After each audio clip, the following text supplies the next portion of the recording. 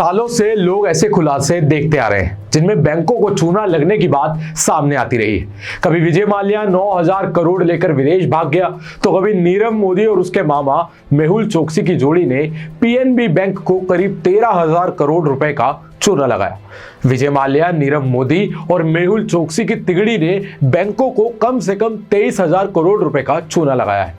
अब इस लिस्ट में एक और फ्रॉड जुड़ गया है, जिसे देश का अब तक का सबसे बड़ा फ्रॉड कहा जा रहा है।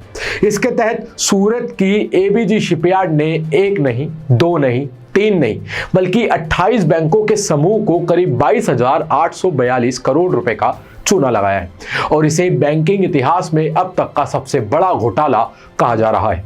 एसबीआई यानी कि स्टेट बैंक ऑफ इंडिया ने इस मामले की शिकायत सीबीआई में दर्ज कराई थी, जिसके बाद एबीजी शिपयार्ड लिमिटेड और उसके पूर्व सीएमडी ऋषि कमलेश अग्रवाल और तत्कालीन डायरेक्टर संथानम मुथुस्वामी और अश्वनी कुमार के खिलाफ केस दर्ज कर लिया गया है। बैंकों से धोखाधड़ी के मामले में कंपनी के खिलाफ एसबीआई ने पहली बार नवंबर 2019 में शिकायत दर्ज करवाई थी। इसके बाद एक और शिकायत दिसंबर 2020 में कराई गई थी।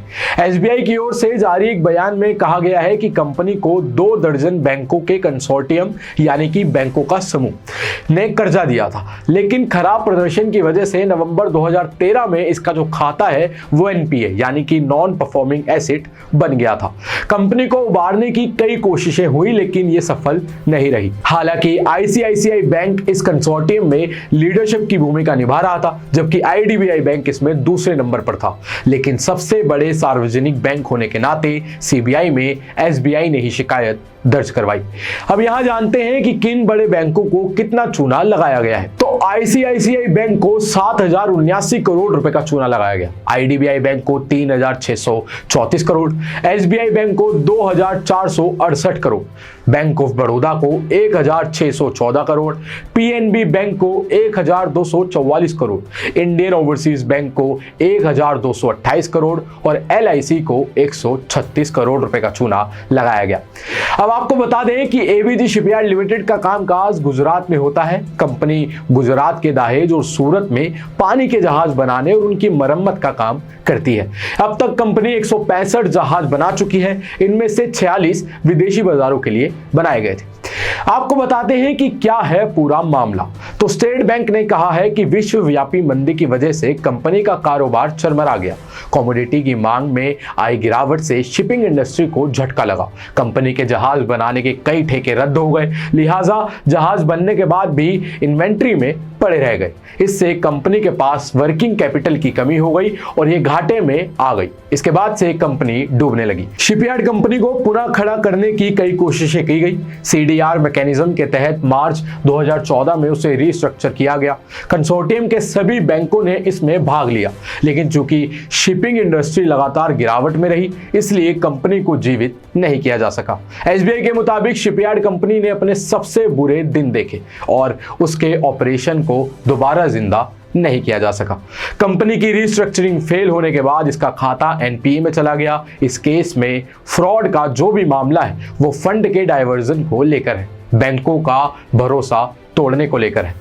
वहीं दूसरी ओर अब इस स्कैम को लेकर कांग्रेस ने बीजेपी पर निशाना साधा है।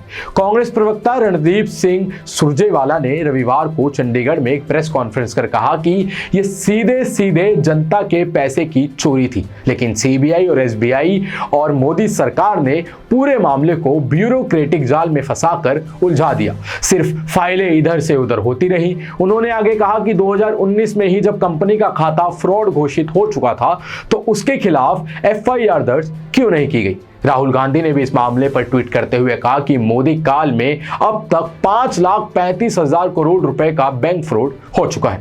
75 सालों में भारत की जनता के पैसे से ऐसी धांधली बाजी कभी नहीं हुई। लूट और धोखे के ये दिन सिर्फ मोदी मित्रों के लिए ही अच्छे हैं। वहीं भारतीय किसान यूनियन के नेता राकेश टिकैत ने भी ट्वीट कर कहा कि हिजाब पर नहीं, देश में बैंकों के हिसाब घोटालों पर आंदोलन करो। मेरे प्यारे देशवासियों, यही हालात रहे तो देश बिकते देर नहीं लगेगी और हम ऐसा होने नहीं देंगे। आज की वीडियो में महज इतना ही। आप देख रहे थे ग्लोबल नाउ 24/7। वीडियो को लाइक करें, शेयर करें और चैनल को सब्सक्राइब करना ना भूलें। मैं तुषार, धन्यवाद।